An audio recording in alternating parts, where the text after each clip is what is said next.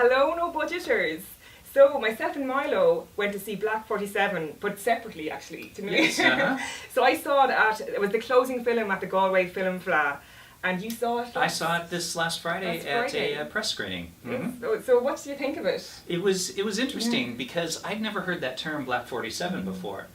Which does have a meaning to it. Yes, so Black 47, it was the worst year of the famine. It's when most people died, and it was just absolutely horrific. But so Black 47 is a film by Lance Daly about the famine. So Lance Daly, I previously saw his film Life's a Breeze with Pat Short. It was at the Film Fleadh around, I think it was 4 years ago, and it was absolutely terrific. It was on Netflix for a while as well, so he's a brilliant, brilliant director. I was really looking forward to this, and I know people who saw a preview of it, they weren't impressed.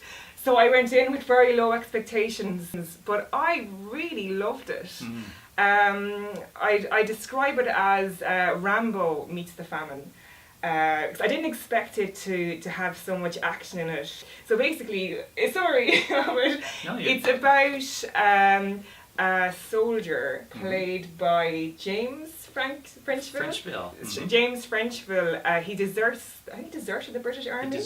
Deserts the British Army and goes back to, I think, the west of Ireland to reunite with his family, and he finds them being evicted, and I think one of them gets hanged. No spoilers or anything, but there's a revenge. A lot of death. A lot of death happens. Yes. Yeah, a lot of death happens. So he seeks revenge. And Hugo Weaving and a whole other bunch of people, including Jim Broadbent was on that side, wasn't he? Barry Keoghan, I think how you pronounce his surname, he's in it as well. And a chase goes on to capture this James Frecheville. Yeah. What's his name in the film? What's his name? Feeney. Hold on, I made a note of it. No, I didn't make a note of it. I think his name is Feeney. I think you're right. I think it is Feeney.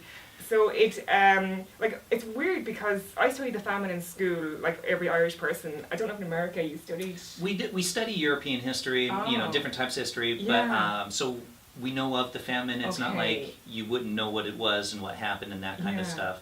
But of course you don't know the details. Like one of the things in this film, at one point, they have a scene where Irish grain is being basically taken from Ireland to the UK, and like stuff like that. You didn't know that it seemed like this was intentional, try to starve out the Irish. It's crazy because we learn in school it's all to do with the potato blight, because it's all the people tenants who lived on these small plots of land, they could only grow potatoes, and so there's a blight, and then they couldn't survive.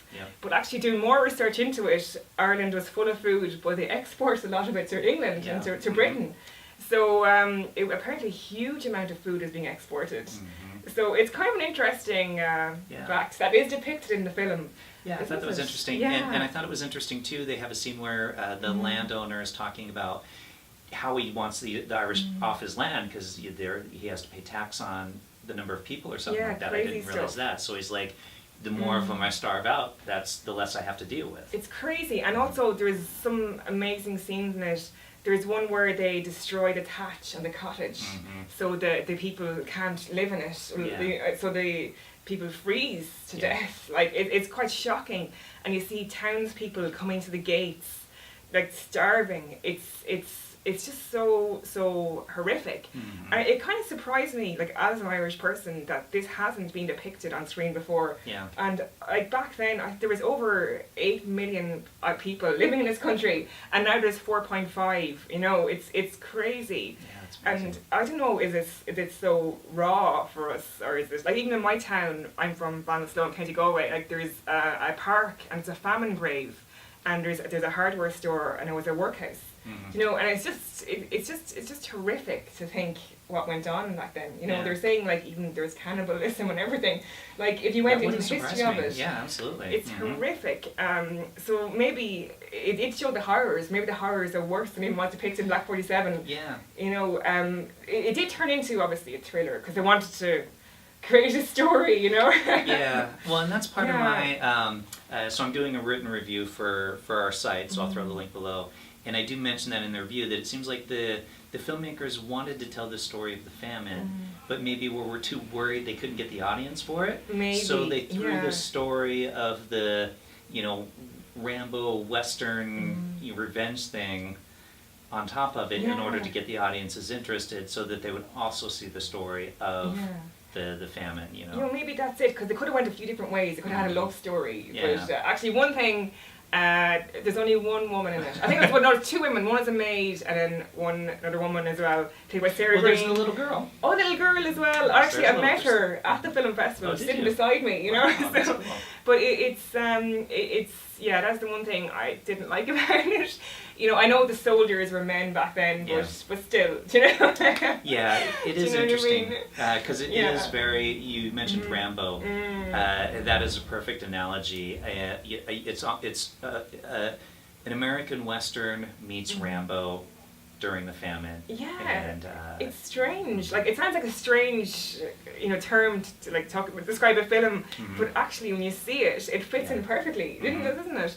So it's there is some beautiful cinematography. I'm not sure exactly where it was filmed. Yeah, I don't know. But it was just some beautiful landscape shots, and even the colouring in it was kind of muted a little bit. And there's some great action scenes. Like I know they mentioned before the show screening in Galway that hadn't finished some of the CGI. I think some of it was filmed in the Czech Republic or somewhere in Europe as well. But I didn't actually notice they hadn't finished the CGI. Oh, that's cool. But I think it was screened at the Berlin Film Festival to really good reviews. I thought the acting was very good. The lead actor, I think he's English. Or is he Australian? He's Australian. Oh, he's Australian. This is James Frecheville. James, I was mm-hmm. from Frankenville. No, James, sorry, James Frecheville. And he doesn't speak much in it, and some of it's in Irish actually as well. Yeah, I did like that. I thought that was great that they actually did some of it in Irish and then subtitled it into English during those scenes versus having it all in English, which I thought was really nice. Exactly, because back then in the West and where they were, they would have spoken Irish, and it's so beautiful to hear it. So no, Sarah Green doesn't speak Irish, but she just picked it up. She said because she's a musical ear, so she picked it up kind of easily enough, But you wouldn't realise she wasn't a native Irish speaker, Well, and same with James Frecheville. Yeah, James Frecheville. You wouldn't I wouldn't as an Irish person. I didn't realise he was Australian. Yeah, that's great. So it was quite interesting. So out of 5, what do you think? Yeah. So you definitely liked it more than I did. Yeah, I did 4. But then again, I was at a film festival, closing film, and I was really good mood. So I'm not sure if I went in a really bad mood. Oh. So I'm not sure if that impacts on it or not. Yeah, I gave it 4 out of 5 as well. Yeah. Though I feel like I should have given it 3 out of 5. Really? And I kind of mentioned this before we started recording, is I went into this movie expecting wanting to like it. Like, I love these kinds of movies. And I left the theater trying to convince myself to like it. Like, oh, you still need to like this. And the cinematography was nice, but I thought some of it was a little too CGI'd with the houses with the missing roofs kind of running off that's into the what he said. distance. Apparently they haven't finished it. The Galway Film Festival hadn't, and probably not for the Sweeney Ewan. So maybe they're just working on it still. But it's unusual to not finish a film and then have it launched in Berlin. Yeah, it is. It is, but so I still think there's another famine film to be made out there. There definitely is. Just to show because it did portray some of the horror, but in my opinion, there is yet to be a famine film to be made that really portrays this dark reality of families living in this era. I think it will play well in the U.S. Like, it does have enough of that. You mentioned the action sequences are really well done, especially competing against a modern day action film with high powered weapons and all this stuff. The fact that they were able to do action sequences with the black powder rifles that you shoot once before you have to reload, and the way they were to incorporate that stuff, I think was really well done. And you're right. The James Frecheville, I thought, was really convincing. Just silent performance, really well done. And same thing with Hugo Weaving.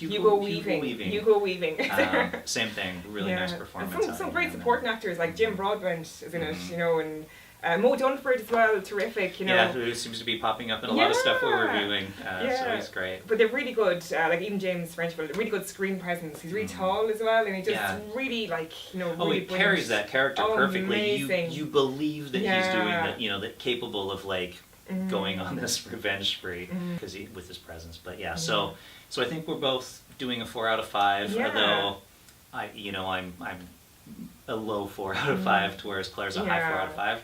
So it's coming out in cinemas in September. Is it the September 4th or 5th? September 4th or 5th. And hopefully it's a nationwide round of cinemas. If you have a chance to see it, go see it. From a historical point of view, it is well worth seeing. I think any film that you come out of the theater wanting to learn more about the subject when it's a historical film, or feeling like you have learned more, that makes it worth seeing, which this film does. It made me go home and research the topic and find out more about the famine and how horrific it was, you know. So guys, just check it out. It comes to cinemas in September. That's right. Black 47, keep an eye out for it. And thanks for watching No Budget. This is the final order to vacate. We are taking the roof off. No!